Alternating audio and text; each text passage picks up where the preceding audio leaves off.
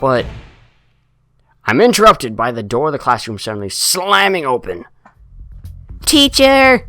Misha crashes in hand and an enthusiastic greeting, her voice loud and lively enough to wake the dead from their graves.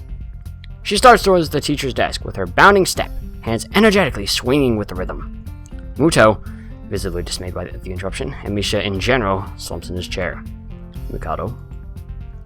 Misha stops in her tracks. He looks around cluelessly, as if she's sensing something from his tone that something's wrong, but has no idea what. Yes? We have talked about volume control before. Yes! But she doesn't lower her voice at all, and the teacher just rubs his eyes. So what is it? We need help. We're running out of supplies for the festival stands. This is a distress. She waves a pink slip of paper she's holding around. So, go get more supplies from the art room. What's the problem with that? Plywood! Plywood is always the problem. Last time we went there was only a little, but that time we just took it all and went with that. Now there's like none left there. Do you know where there's some? I don't understand. How would I know? Shi-chan, the president thought a teacher would know if there was plywood. Was she wrong? Which looks like he's in great pain, frowning with his entire essence. And Misha doesn't get it at all. Looking at the two of them communicate is terrible. Like looking at a man being tortured by drilling his skull open while blasting pop music at full volume at the same time. I'm afraid I have no idea if there's any plywood in the school, let alone where there would be if there was any. Aww, what should I do? Perhaps try to find Mr. Nomiya. I'm quite sure he would know where to find everything you need. You have to pry them from his cold dead hands, but that's another different matter. I don't have time! We're so busy! She holds her head with both of her hands, looking as despairing as it's possible for a person like her. Without even noticing, she crumples the note she's holding against her hair. I shouldn't even be fetching things! There's so much to do and we're falling behind the schedule! Mucha looks at her gravely, and then suddenly smiles. Smiling doesn't really fit his face. I think it'd be better if he didn't. I wonder if you could get some temporary help. He switches to staring at me focusedly, with a hard expression, as if he's trying to say, look, go make some friends. I guess I can give you a hand. You can? Thanks, Ichan. You were really nice. She pauses, does a double take, and then points at me with a face yelping, and looks very puzzled. Come to think of it, what's Ichan doing here? Class is over. You should be having fun. We just had a little chat. Oh no, it's not detention, is it? Are you in trouble, Ichan? No, I'm not. Is Ichan in trouble, teacher? No, he's not. Oh, I gave myself Muto's voice. Muto sighs deeply, and I feel that I have to help Misha to get her off the teacher's back. So what do you need? Here's a list. I can try to find the plywood from somewhere if they're not in the art room. She offers me the note she's holding. I take it, hesitating a bit. Oh my god. Excuse me. I said I'd help you, but this has no implications on whether I'm joining the student council or not. Aww. Still, thanks, Ichan. Try to be quick. We're in the stall building street now. We must hurry, hurry, hurry. She bounces off of the classroom, leaving me and the teacher looking at each other with something that feels like a silent agreement. Well, there you have it, Nakai. You have something to do now. Please don't sound so smug. Looking at the list with a number of items ranging from paint to plywood, all written with small, neat handwriting that is undoubtedly Shizune's, I heave a sigh. I'll be going then. Waving the long list limply at the teacher, I exit the hallway. Later, Muto. The classrooms closest to ours are designated belonging to classes 3-1 and 3-2 on the right side, and 3-4 on the left side, each door looking exactly the same. Further down the corridor, still with identical doors, are rooms that I didn't think were used for classes. I guess the art room is not a classroom as such. I carefully push open the furthest door and peek in. Here's the scene that I thought we were getting earlier. It's a classroom, but it seems rather badly kept or not in use. Am I in the right place? Desks and chairs are all around the room, thin layer of dust settled on them. There's some easels in the corners, or at least it looks like the right place. The room is flushed in the sunlight from the big windows, shadows creeping all over the desks. Specks of dust are dancing in the stagnant air, making the beams of light almost visible. Jokingly, I call into the empty room. Anybody Something catches my eye and I stop mid-sentence. What's up there? Sitting on a desk is a short-haired girl, curiously wearing a boy's uniform, with a fork between her toes, a morsel of food stuck firmly on the end. The odd way of dining seems to be caused by her apparent lack of hands, but her presence here is what takes me back even more. How did I miss her before? She's sitting in the corner very still. I somehow took her as part of the furnishing or a statue at first glance. I'm not being too observant today as a whole. The girl seems to be frozen in place, staring at me with her huge eyes like a rabbit in headlights. She's staring at me, her mouth wide open, ready to accept the fork. I'm staring at her, my mouth wide open, suddenly remembering I didn't finish my sentence, trying to think if I should. This weird stalemate keeps us both stunned into silence, punctuated only by the wall clock ticking rhythmically. Hello. The girl stuffs the fork full in her mouth, and is now staring at me expectantly while chewing. This is a bit awkward. Hello. I was told to pick up some supplies from here, for some festival stalls, I think. I didn't think there would be someone here. There isn't. That's why I came here too. She picks up another forkful. Doesn't that mean you're here then? She raises her eyebrows as if she's suspecting my observation was false. You're pretty observant. I guess it does. But who are you? This girl's pretty straightforward, isn't she? I'm Nakai. Hisao Nakai. I just transferred in on Monday. So it's Monday. So it's Wednesday? Yes. I'm Rin. Tezuka Rin. Rin Tezuka. I won't shake hands with you, but at least we know who we are now. That's very nice. Her deadpan manner of talking makes it hard to determine whether she's joking about shaking hands or not. It kinda bothers me. Joking about these matters doesn't feel appropriate at all. While I'm trying to figure out what's appropriate and whether this girl is, she seems to have lost interest in me, and is now gazing yearningly back at her food. Can I continue my lunch? If you don't mind me, I won't mind you. If you need to get your stuff, the supplies are at the back. Go right ahead, but... lunch? School's already over for the day. What word would you use then? There's no word for a meal you eat after lunch before dinner, right? It bothered me very much too, but I don't really know what I should say. I don't think you're supposed to eat a meal between lunch and dinner to begin with. But I'm hungry now, and my delicious packed lunch would go to waste otherwise. I have curry. It's very delicious. With much decisiveness, Rin once again picks up the fork between her toes, and with at least as much impoliteness, she points it straight at me. So, Nakai, what brings you to this place? Like I said, I was told to look for these things. No, the school. From the outside you look fine. Is your problem inside? I come to a full stop, opening my mouth but not getting a word out. I can guess. I'm good at guessing. Better than most people. Rin cuts me off before I can answer her question, or skirt around it somehow. I don't know which I would have done. I froze in front of this issue again. I hadn't even told anyone here about my condition. Maybe it's only because it hasn't really come up. I do get the feeling that not making issues of this is part of the social code here, as the teacher said. I wonder if the people here could relate. Probably not any better than normal people, than any normal person could. I can't relate to Shizune's circumstances, or Lily's either. Naturally, while I go through this in my head, Rin keeps considering what my condition could be, with an overtly contemplative look on her face. She puts her fork between her lips and leans back, looking at the ceiling as if the answer was written up there. I do that a lot. A beam of light, not the whole fork in the mouth thing from the toe, but, whatever. A beam of light illuminates her face from the window side, creating a mask of dark shadow on the other. I don't think it's anything in your head, and something in your guts would be boringly ordinary, like this lunch of mine, and less delicious.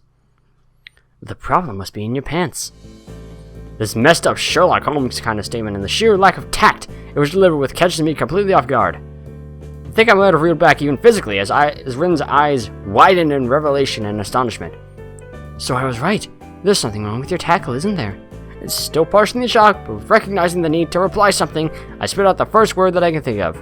No, nothing like that. I have a heart problem, arrhythmia. Well, I said it. Well, I blurted it out, but I said it.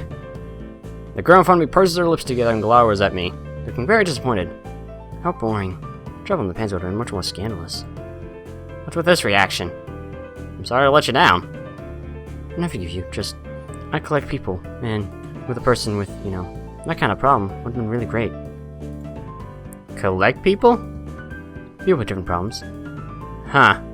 So you just, go around asking people what's wrong with them? Pretty much. I see. I'm gonna go with the things from the back. With little left to say, Rin resumes her lunch and the conversation dies away. But I keep thinking about what was said. It's the first time I told anybody about my condition. All the other people have either known about it already, or heard about it from someone else, or didn't need to know about it like every other student here so far.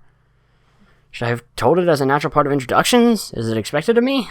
Hi, I'm Hisao. I have a very serious heart condition. Is that how I'm supposed to go around introducing myself from now on? As if our disability would define us. What a disgusting thought. Maybe this Tezuka girl just has an unnatural interest in things. Probably that. As I walk to the back of the room to pick up the items on Misha's list, a chance opens to study Rin from the corner of my eye. Her hair is a burnt auburn, almost orange. There is nothing about that is orange. That is like maroon. And cropped short. Long hair would be probably impossible with no arms. The boy's uniform and lack of arms makes her look very thin, almost scrawny. She does look very thin.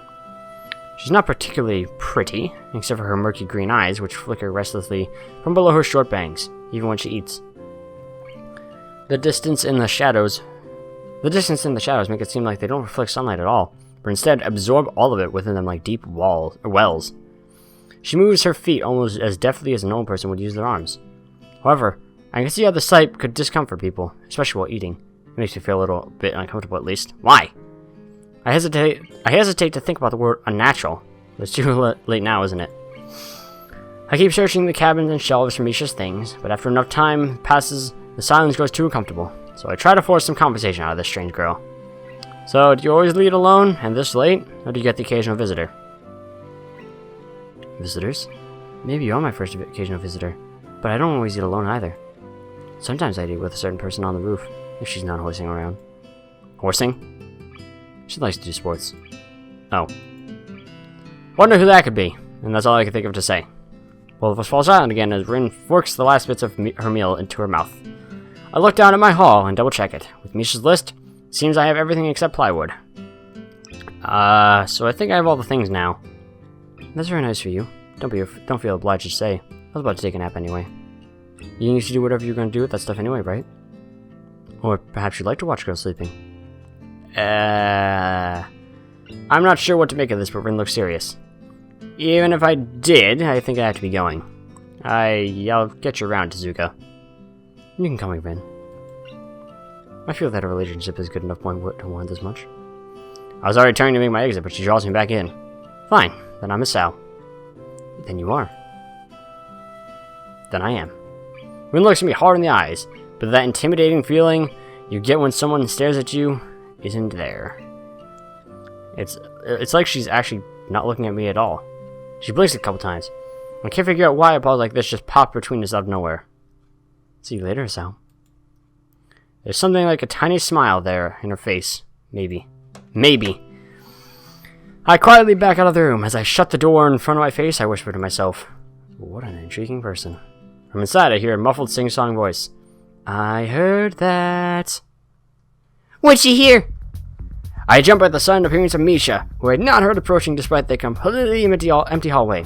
Somehow she had gotten to jumping distance of me without making a sound. Creepy. It briefly reminds me of Kenji's nutty theory about a global feminist conspiracy, but I pushed that thought aside.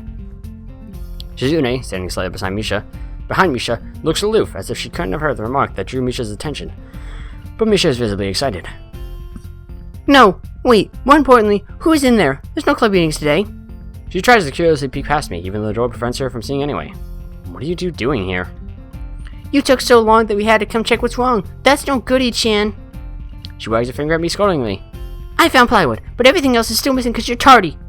Oh, sorry. I got the things here, was just gonna bring them. I think you were up to some mischief, Hichan. Who was in there with you, I wonder? Misha signed something quickly to Shizune, pointing at her own ear a couple of times. Shizune immediately pushes her way past me and opens the door into the classroom I just left. I can only imagine the shock she's experiencing. With Shizune's diligence and attitude, the insolence of daring to deface school property by sleeping on top of it must be too much to bear. And indeed, she stares at Rin, frozen in place apart from the slight but noticeable trembling of her shoulders, from suppressed rage, I'm sure. Instead of blowing up, Shizune just takes a few deep breaths, adjusts her glasses, and slams the door shut, turning to sign furiously at Misha. Maybe she did blow up, but I can't understand it. She shoots a very loaded stare at me too.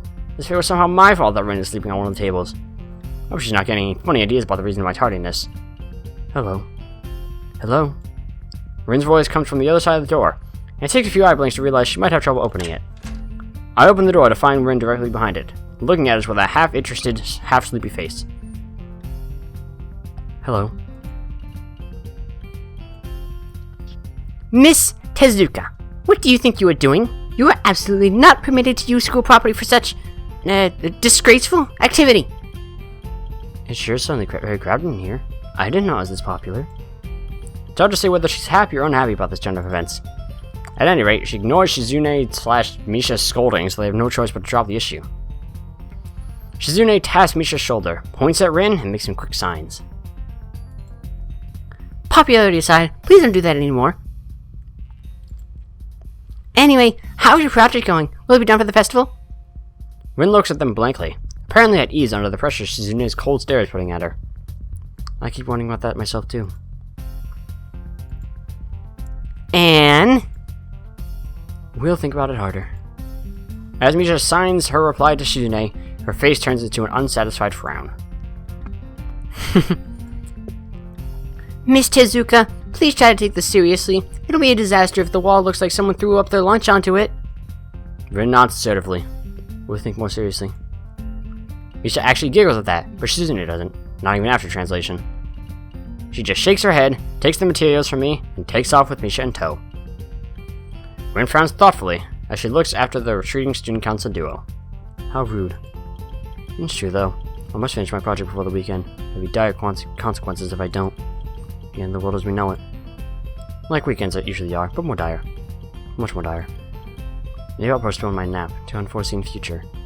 Oh my god, you're like mages, but way worse. Way worse than mages. Worse? No. That's not more extreme than mages. I'm about to ask what project she has, and what are these apocalyptic consequences, but she walks back into the art classroom. Since you have nothing to do, would you give me a hand? This paint can't fit into my bag, but I need it. She kicks lightly at a huge can of paint that's lying on the floor next to the table she was sitting and sleeping on. How would you get that otherwise without me? It lets out a dull clang. Being the gentleman I am, I naturally pick it up. Heavy. Yeah, sure. Where do you need it? Away. And with that, she takes off to the hallway, me and the paint can following, since there's little choice for either of us. The hallway is quiet and empty now with Shizune and Misha gone, so we too leave towards the stairwell at the other end. Every 10 or 15 or 20 steps I have to change the can from one hand to the other because the thin handle cuts into my palm, which keeps my arms from tiring too fast. Ah! It doesn't have like a thick handle to hold it with, it's just like the metal? Ugh, that sounds awful. Rin strolls on beside me with an uneven pace that I have trouble matching. Or maybe I'm walking weird because of the extra weight. Seems one of us is constantly walking too slow or too fast, and I can't figure out which. 2 flights of stairs below, trouble appears in the form of a head nurse and his fox-like grin. Ah, Mr. Nakai, what a happy coincidence. Tezuka too, of course. He nods courteously to Rin, who does not acknowledge him back, then turns to me, because obviously it's me who he had some business with. There's something I forgot to mention on Monday. I nod and wait impassively, because I can't even begin to guess what he forgot. The feeling of the handle delving deeper into my skin doesn't make me feel enthusiastic about this interruption either. It's about your medications. Since you haven't been that long on your current medications, there might be some unexpected side effects, which might require adjusting dosages or even changing to another kind of medication. So, we will do a few tests regularly, but what I want for you to just keep an eye on everything in your condition that feels off, if you get what I mean. Nausea, headache, kind of thing. Come see me if anything happens. Alright. So, how are you? Everything fine? I give up and drop the can to the floor before answering him. Apparently this takes longer than my biceps can handle. I'm about to say something generic as an answer, but then I realize how often I've done that lately. Other people have asked me though too. Teachers and students here, my parents, visitors, nurses, doctors at the hospital. Everyone seems to be concerned about that. It's natural for a hospital, not so much for a school. Except the school. This is a small school, and both the student base and faculty seem to be very tightly knit. At least that's the feeling I'm getting. And this is not the kind of school that gets to transfer students too often. The thought sends shivers up my spine, but I give a generic answer anyway. Well, that's great. Also, one other thing. My sources tell me that you've been at neither the school track nor even the pool, so I'd like to know if you've taken up exercising as I asked. Of course I haven't, but his way of inquiring gives me a feeling I should have been running my ass off at the track since the very first day. Do you have people spying on me? Not as such, I just happen to know a few people, but that's not the issue here, so don't try to slip out of it. Well, I was actually doing some improvised weightlifting as an exercise. I pick up and lift the can up and down a few times, like some sad imitation of a bodybuilder, even though it's weighing down my arms painfully. The stupid grin disappears from his face for a second, then comes back like it was never gone. Chizuka, would you give us a second? The nurse grabs me by the shoulder without waiting for Rin's permission, which he didn't need in the first place, and drags me aside. When I told you to exercise, I wasn't joking. I understand that you're still on your first week and all, but please don't ignore the importance of this. The reason I'm coming down this hard on you is that habits are not easy to form. The more you slip and postpone, the harder it'll be. It's the same with everything, like dieting. Can you promise to be more serious about this from now on?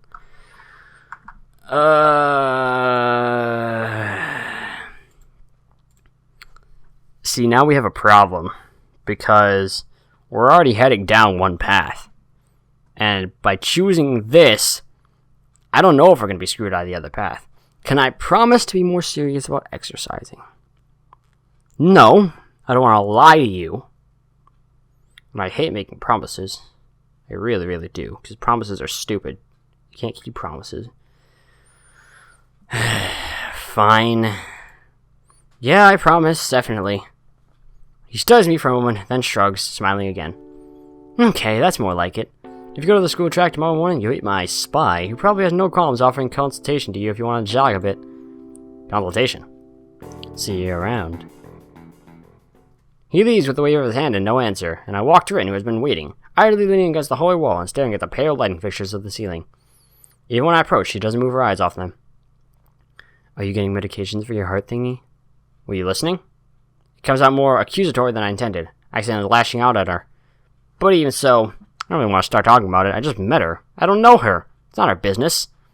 Nurse seems to be happily ignorant about the confidentiality, too. Talking about that kind of thing in public. It's not Rin's fault. It's not Rin's fault, is it? I look at her, suddenly feeling a bit guilty. But Rin is just staring past my shoulder quizzically, her head tilted like a bird's. I don't know why this is so hard for me. It feels like there's some inexplicable lock that prevents me from being more upfront about this. Yeah, they're from my heart. Will they make you better? No, not really. They just make me a little less worse. Rin keeps looking at me for a little longer, and she neither says anything further, nor displays any kind of emotion I could discern. I'm thankful that she doesn't. I think I'm still not quite used to all this. At the hospital it was easy, but I still haven't sorted out my feelings about having to live a normal life with this disability. With this disability, I can't speak. We leave the main building, and Rin leads us onwards towards the dorm.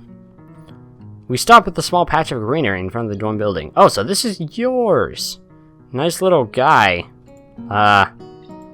Nice guy who looks like he belongs in the Binding of Isaac. But, anyways, we stop at the small patch of greenery in front of the dorm building. The dome is built on a slightly elevated ground, with a wall and a few trees that everyone has to circle around every time they come or go. It's probably the only inconvenient design in the school. The entire wall, made of the same kind of bricks as the building itself, has been covered with some kind of painting. Most of it's still mere sketches, quick lines drawn with black and white against the gray plastering that covers almost the entire length of the wall, but some places look a bit more finished.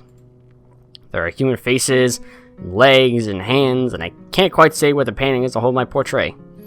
Stacks of what seem to be paint cans are arranged in piles on the ground beside the wall. See, the left side is hardly off the ground yet. Just because I couldn't get in the mood yesterday, so I gave up and went to meditate instead. Then it was Sunday morning. I have to work on it, but the guys from our class are helping with the negative spaces and the braided surfaces whenever, which is a problem. It's easier to paint big areas if there are a lot of people with hands. The reach is better, and it's faster too.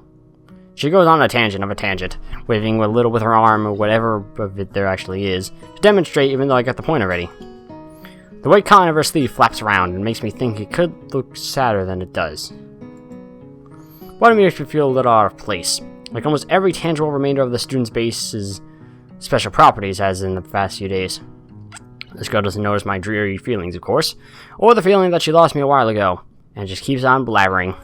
So that's what I'm trying to figure out, if there is something I need to figure out, and then figure that out before it's too late and all hope is lost. Why would the hope be lost? Because paint has to be painted, and then it has to dry, and then it has to be painted over with another kind of paint. It takes time. She finally stops, apparently thinking she made some kind of statement that makes sense. I think it's best to start from the top. So this is your project. You did this? Yes, yes. All of it? Yes. Nice, but I stumble with my words, suddenly feeling like I've walked straight into a minefield of political incorrectness. It's okay, you can say it. I probably won't get mad. I blush really hard. I don't know what would be the right thing to say, if any. It feels that I'm way more sensitive than Rin is, though. This is really awkward. Don't you want to ask? How do you paint without hands? See, I'm an easy person to talk to, right? With my feet. I almost guessed that already, but isn't that hard to do? You're good at guessing. Anyway, I don't think it is. I mean, I'm used to it by now. I can't get my mind around the fact that she could be an artist, but seeing how adept she was at using her feet to eat, I figure painting might not be a problem either. Neither of us has anything more to add to the subject. The afternoon light works pretty well. I was afraid it would look too flat, but it's not like that after all. I think it's actually pretty interesting. I wanted to see what it looks like in dim light. Do you think it's flat? Well, paintings tend to be flat. Not like that flat. You know, flat, like some people are. No substance, no meat when there should be some. I know a few girls are... Okay, I get it, but I couldn't really tell. I'm not that good with art. I can't name any artists or artistic terms. So I don't really have anything to say. Rin shrugs her shoulders as if saying, to yourself without saying it, and then looks up at the sky as if trying to look for something up there. I didn't think I'd get any actual work done, but if you give me a hand with the paints, I could do a little before it gets too dark. I wanted to get a halogen lamp like the ones they have at the sports track, but there aren't any. Rin sure is quick to recruit my help, as was Shizune. It really makes me feel that the festival is such a big project that every pair of hands is needed. Why not? Not really sure if I can be of any help, though. I'm just making some paints. You can do that, probably. Do you have motor control problems? Like, you know, those people have some? Cerebral palsy, maybe? Not that I know of.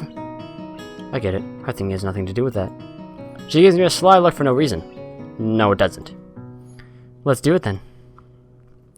So she sits on an empty wooden box and very naturally picks up a wide brush between her toes of her bare right foot. I open a few of the cans and pour some of the contents into shallow bowls for mixing. The thick paints flow lazily from the can to the bowl like syrup. I mix them, creating funny, hypnotic-looking swirl patterns that melt quickly into each other to form a new monotone hue. Rin sets to work, every now and then asking me for a hand or something or the other. Finding different brushes is easy enough, but mixing the paints to be the exact tone this girl is apparently seeing in her head is a frustrating ordeal. She wants precision down to the last millimeter before she's satisfied, but her instructions are obscure at best. Add half a splash of green. I crouch down to pick up the can of bright green. And the other green, this green.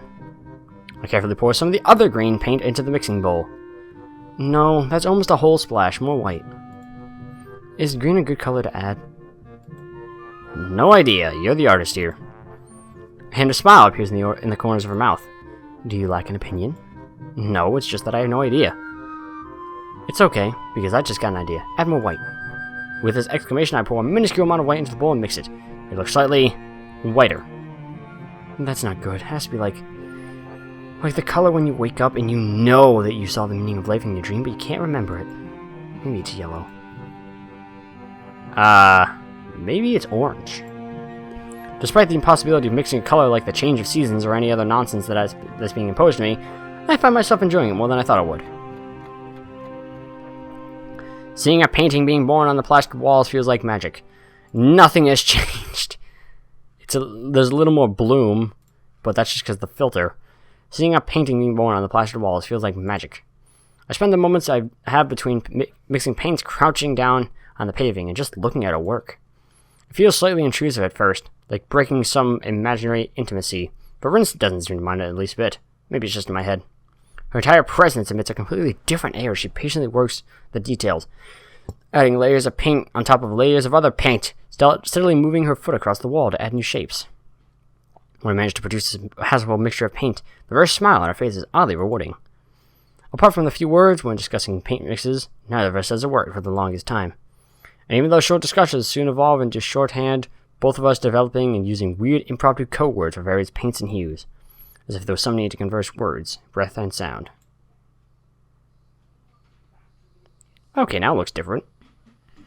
We stay there late into the evening, until it becomes too dark to paint properly. I also apologize if my mouse is like always on the screen, but that's kind of how it has to be. Of the passing of time. Katawa Shoujo.